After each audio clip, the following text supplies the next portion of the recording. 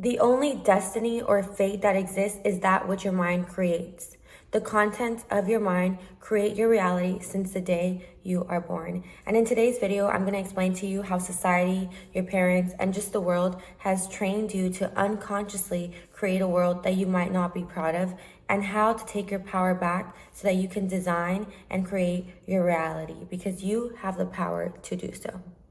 I'm going to start off literally from the very beginning, when we are first born and welcomed into this world.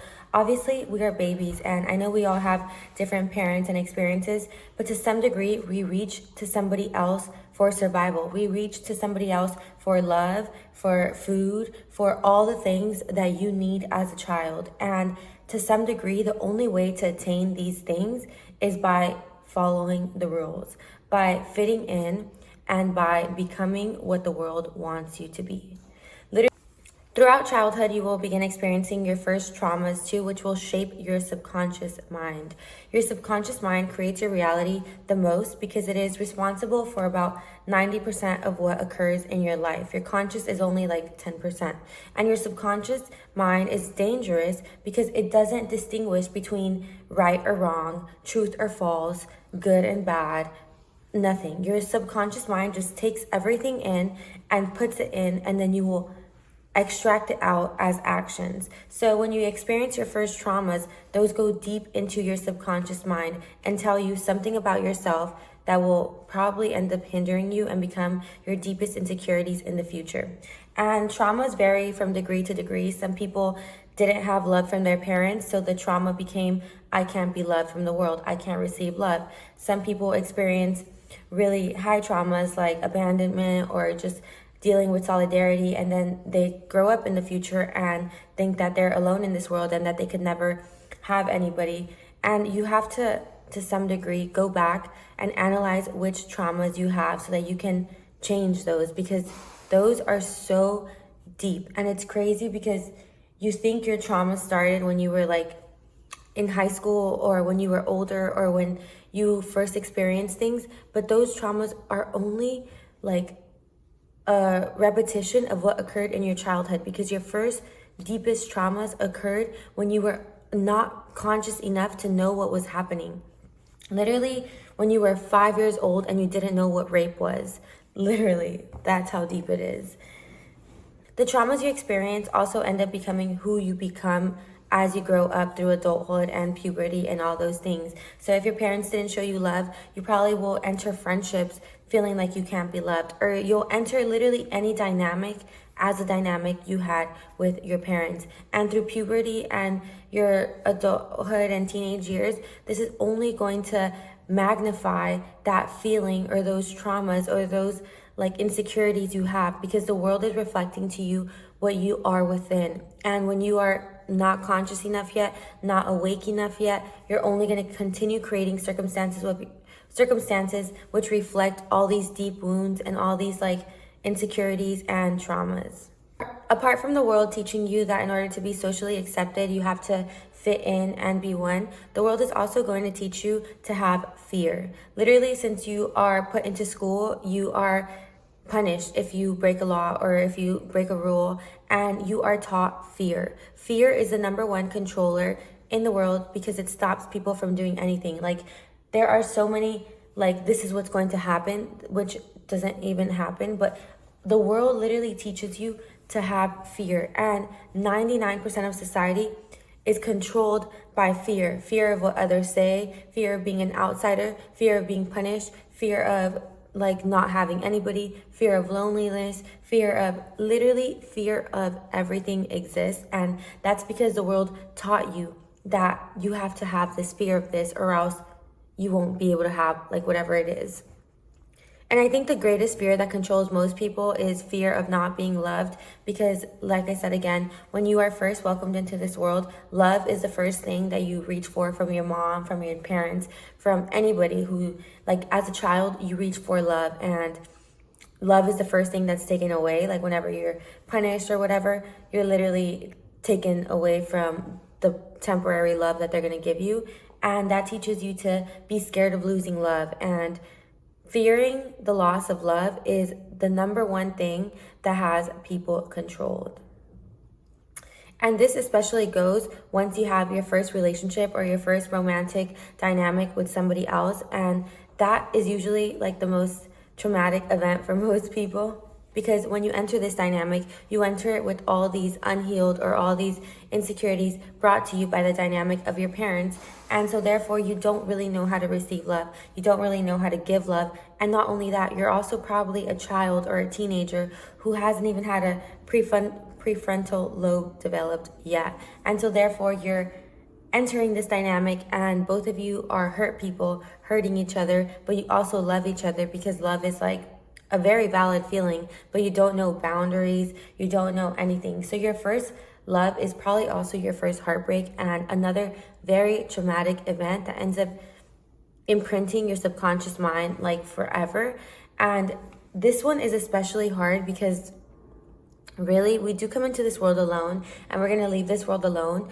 But like I said, love is like that thing that you reach for first when you're a child and that thing that you're going to reach for forever. So your first relationship really ends up affecting how you carry yourself throughout any other relationship. And unless you are able to really go back and see why you were the way you were and why you had this experience, like you will either not trust men forever, feel like all men are the same, be hurt, be insecure about yourself, feel like you're not worthy enough, feel like you're a bad person, like have all these insecurities that that relationship had forever because you don't even realize that the reason why that relationship didn't work was because that relationship was only there to show you like all the hurt, all the trauma that you have from childhood. Because your first relationship is only going to magnify that to the fullest in order for you to heal it. But unfortunately, like a lot of us are still young and we're not thinking about creating our reality or, changing our lives. So we enter it unknowingly, and instead of taking all these like mere reflections of our hurt as that, we see it as a magnifier of where we lack. And after relationships and all that, you also enter the career field or work field where you are kind of told to like choose one path, which is insane because all of us are like have so many different traits and you're kind of told to start picking like when you're graduating high school, when you're 18, when you literally don't know, they tell you to pick something for the rest of your life. And also a lot of people already prior to this already knew school wasn't for them. Like there's so many like undisciplined kids who school isn't for them because school is not for everybody. And I'm saying this as somebody who used to be a teacher, and like the school system is fucked. Like I'm just gonna say it, like it's meant to breed sheep and it's systemized and awful. Honestly, it's based off of like slavery and it's just awful. And so you literally chose to pick a career and pick something that's not even real. Like sometimes people do pick something correlated to their purpose, but instead of teaching you how to find yourself, how to be authentic, how to know yourself, how to understand yourself, how to find your purpose, they teach you how to be a tool in this world, how to be useful, how to be a slave, how to produce for the economy. And that is like where people start finding their value in money, and then money becomes another thing because a lot of people start thinking that to be the most valuable or have the most, they have to have the most money.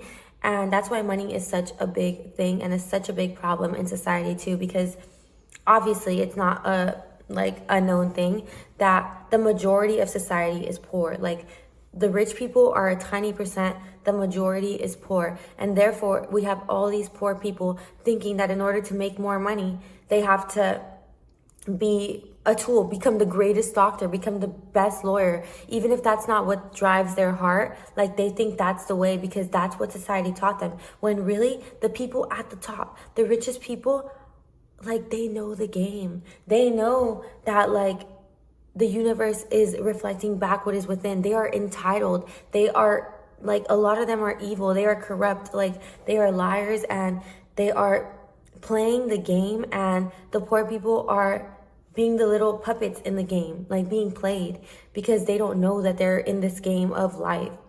And that is how from birth till like adulthood, you are controlled, and how you are systematically trained mentally to create a reality for yourself that isn't real or isn't really what you desire, and why you're stuck in loopholes stuck in rabbit holes and finding yourself going in circles of reliving trauma, creating more trauma, being poor, like experiencing disappointment, sadness, all the low frequency things. So now that I explained how the system kind of controls you, I want to tell you how you could take your power back, because you have control, like you are able to, because within you is the highest power. You are a God source, and you have that same God that any person that made a change in society, that was great in society, has. And therefore you have all the power to be as great, to break all the generational curses, to create any reality you want, no matter how crazy it seems, no matter how big your dreams are, no matter how insane or different it is from what your path or what your family has done. You can do it. And all you need to do is take your control back. You need to come to awareness. Awareness is the key to change. Awareness is the blueprint to it all. Like, in order to create anything, you need to have high awareness. And first of all, you need to become aware of everything that occurred in your life. Literally, the path to change is by figuring out every single thing that happened in the past and seeing how that made your reality. Go back to your childhood. Go back to all the deep traumas. Go back to all the insecurities. Go back to your first heartbreak. Go back to when you didn't feel like you were enough.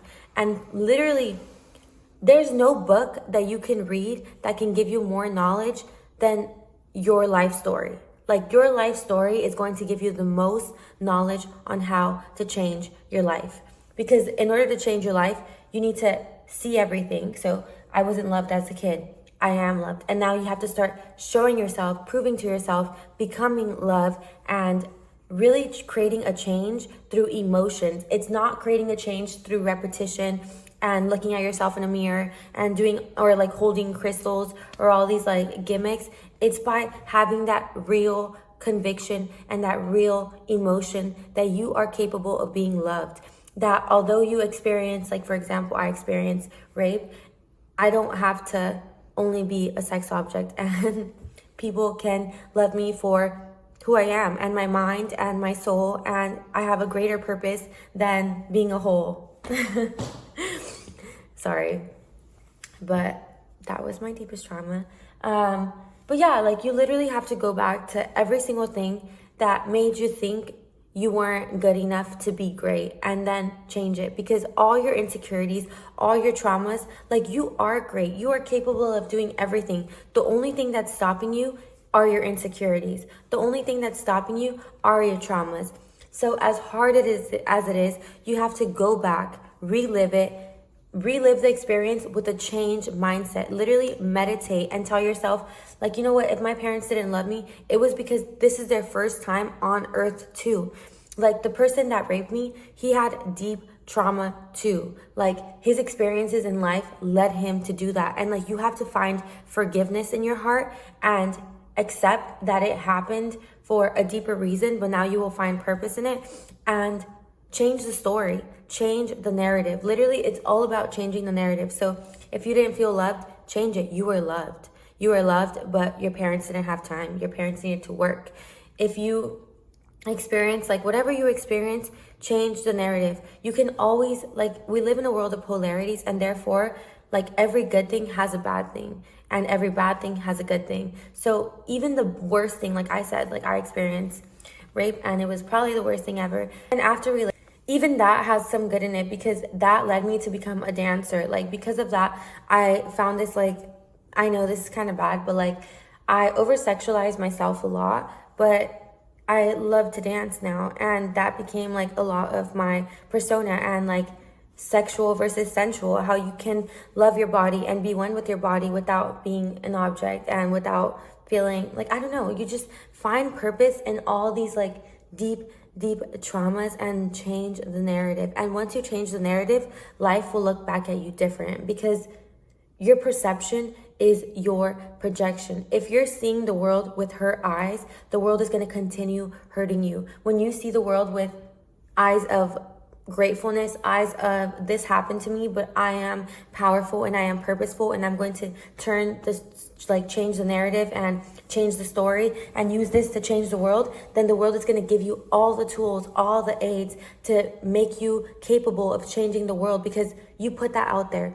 Like, you can't change the world with insecurities. Like, unless you find some form of conviction, unless you find some form of confidence, and unless you find some form of purpose, then the world is going to start helping you. And once you open that up, the world opens up for you. But right now, you're closed. Right now, you still are carrying with you all the traumas from your childhood, from school, from your first friendships, from not being accepted, from your first relationship. And for the longer you carry those traumas, you could carry them your whole life. And that's the sad part, that life is just going to keep going, and you can carry them literally until the grave.